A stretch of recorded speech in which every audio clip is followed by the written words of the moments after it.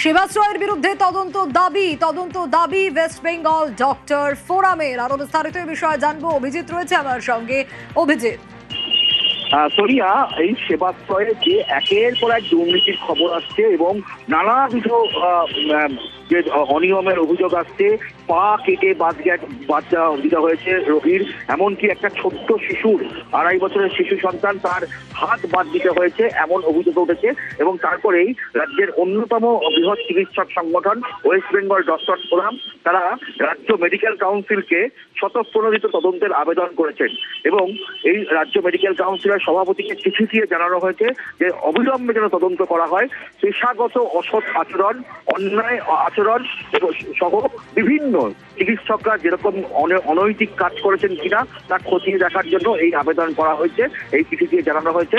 এবং একই সঙ্গে সেই চিঠির কপি রাজ্যের স্বাস্থ্যমন্ত্রী শারদত্ত মুখোপাধ্যায় এবং রাজ্যের স্বাস্থ্য সচিব নারায়ণ স্বরূপ নিগমকেও সেই চিঠির কপি পাঠানো হয়েছে। সোনিয়া।